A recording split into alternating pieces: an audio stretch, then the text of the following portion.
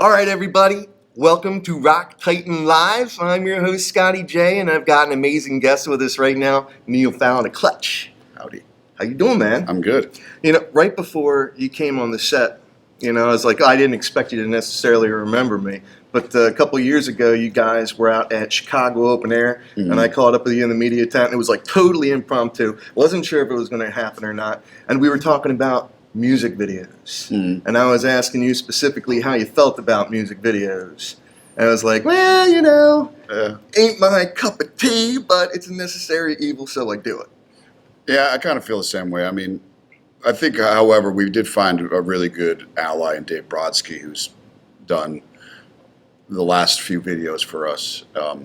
Personality's half the battle. I mean, we got in this to be musicians, not actors, and it doesn't really come naturally to us. And, nowadays, videos are either you spend a boatload of money on it or hardly any money at all, because of the whole internet and social media angle of it nowadays. You just gotta play ball to a certain degree. Right on. Well, I'm glad you brought up the internet and how things have kind of changed, in that space over the years.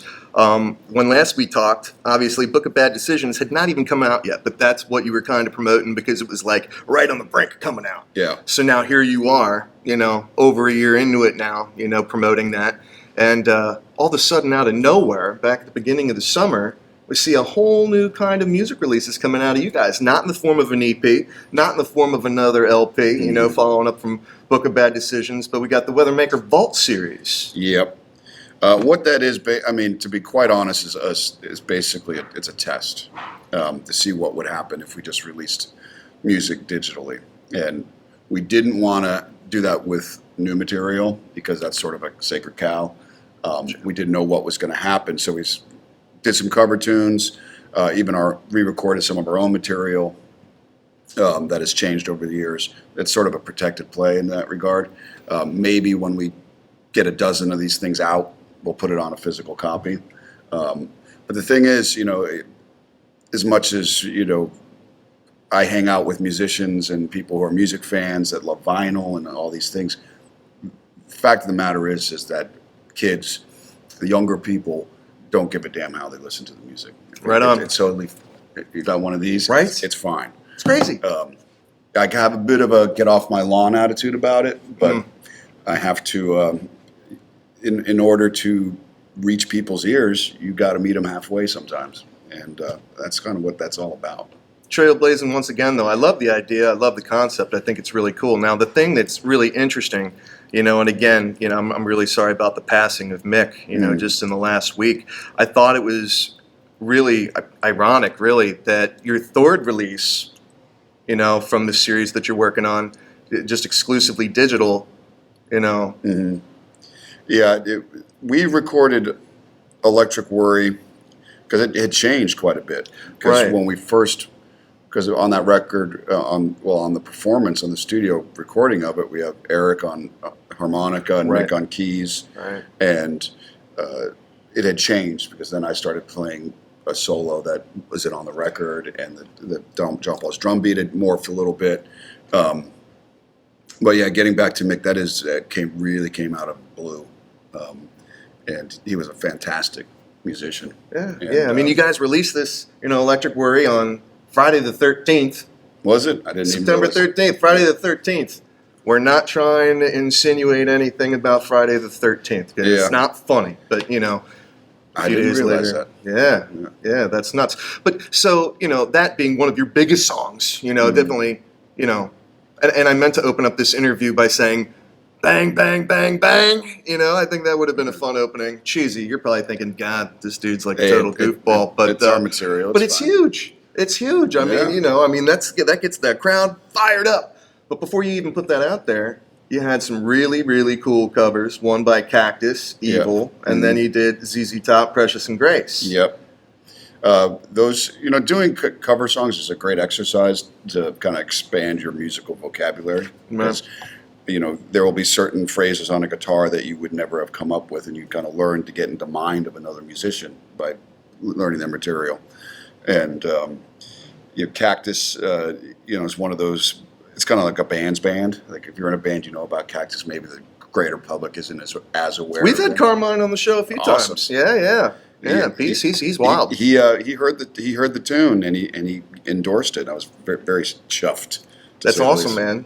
Yeah, because he's been around a long time. Yeah, he helped invent heavy metal. That's kind of a big deal. Yeah. Oh man, I read his book. I don't know. Well, I know you like to read. You like to write. When you have the time. As much as a road dog as you are, and I know you're busy as sin. But I can't gather that you would have written or read his book. Stick It. No. Oh man, he's got some crazy stories. Like you talk about, like the birth of heavy metal and rock and roll. He's got stories in there, like about Jimi Hendrix before Jimi Hendrix was Jimi Hendrix. Yeah.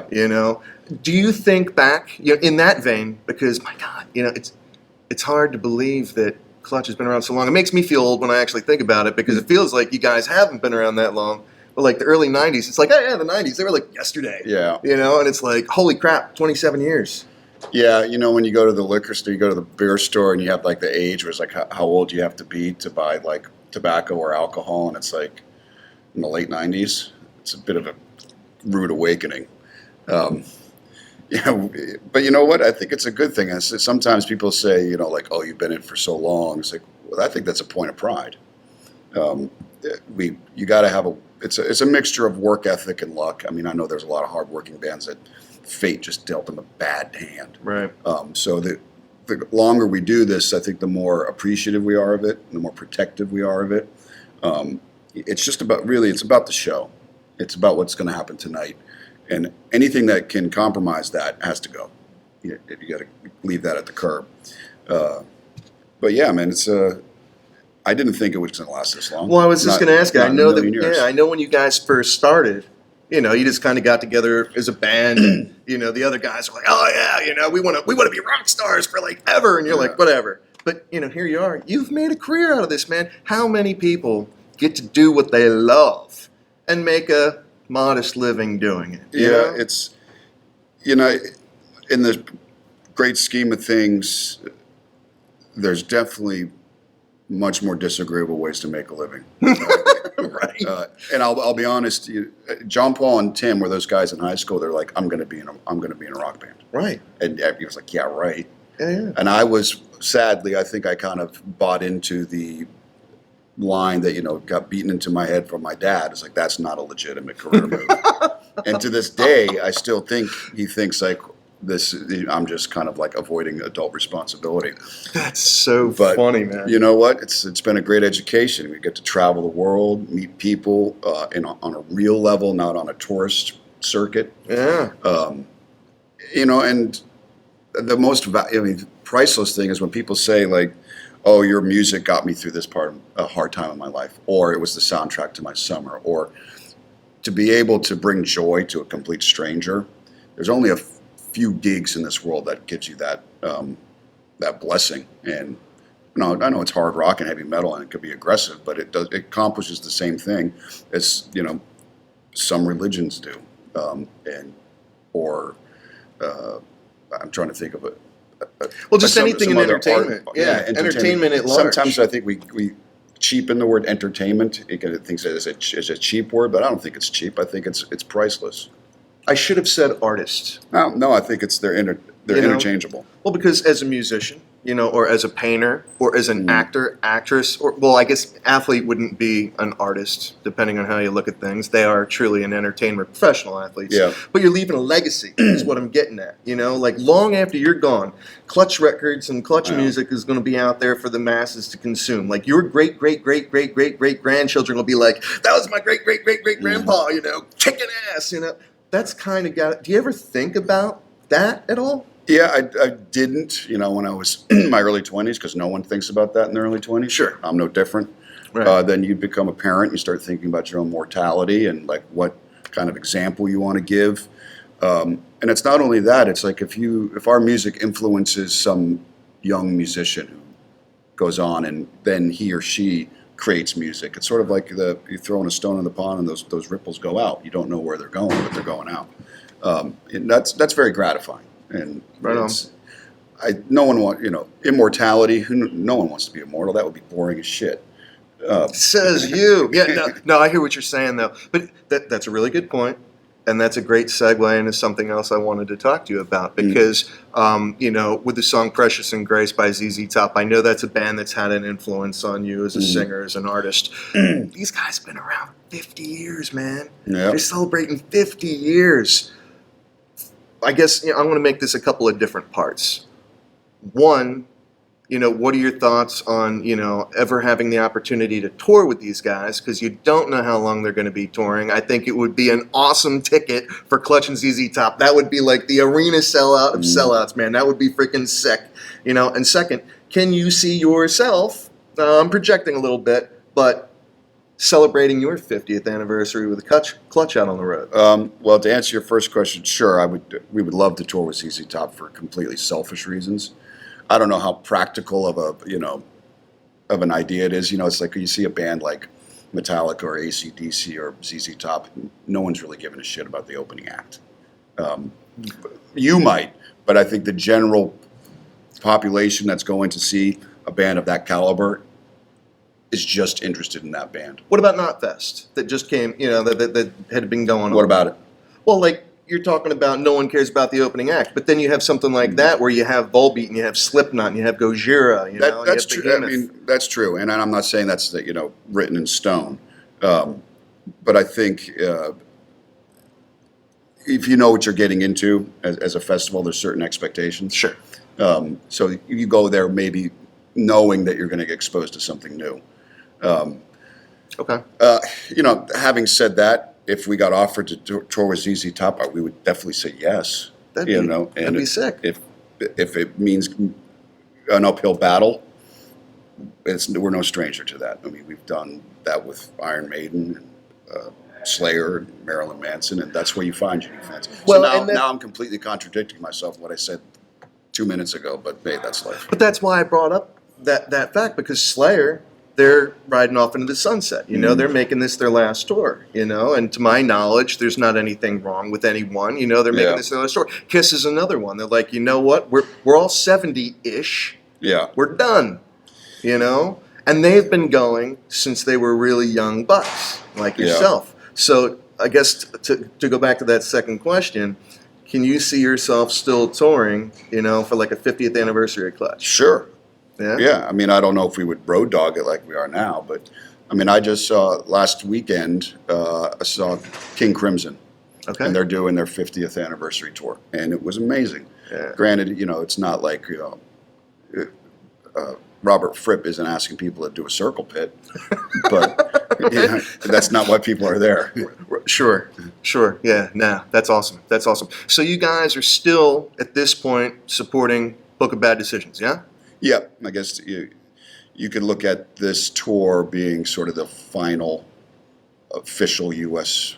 tour. But you know what? We're going to do another tour anyway, so there's really no line where it ends. It's just when we decide to do another record, whenever that may be. Yeah, but the health is good. Like you're feeling good. You're feeling up to everything. Everything's cool. Because I know, like a year ago, I tried catching up with you, and it's like, no, can't talk to Neil. He's in the hospital. You had that brief thing where you fainted in New York. And no one knew what the heck was going on. But that was just like a totally freak thing. Everything's been cool ever since. Yeah, I got worked up at afterwards. The heart's fine. Brain's fine. If the doctor just basically had to take a educated guess and say I was just really, really dehydrated. That makes sense. And that, we did a hot show at Irving Plaza. And that's a cool venue. Didn't drink enough water. Started my day with a bunch of coffee. Didn't drink water. All right, that'll do it. Went for a stroll and took a header on the sidewalk. I mean, but that was just a freak thing. Everything's cool. Yeah, everything's good. Right on, man. It's music is a physical thing, and you got to take care of your body. Yeah, you do. And it'll catch up to you. No matter, no one's a tough guy. When they start, no one wakes up on their back in the middle of a sidewalk in New Jersey feeling like a tough guy. No. It's good to eat some humble pie every once in a while. Remind yourself about you only got one of these things. You got to take care of it. Right on. Having said that, I'm Yeah, there you go. Good call. Yeah, because we're It's starting to feel parched. we're underneath the bright light here. But like a comedian, they start out with a particular topic and then they try to go full circle as they're wrapping things up. Because I know you've got other things to do here rather than talk to me. But so we're going to start where we began, Weathermaker Vault Series. So you've got 3 songs out there so far. Any projection on how many more to expect? Let's see.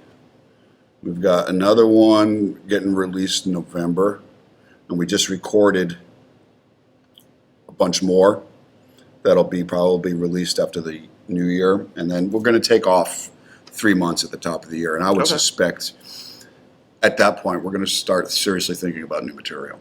I don't know when we'll record a record, but hey, cover songs are fun, and re-recording our stuff is a good exercise, and kind of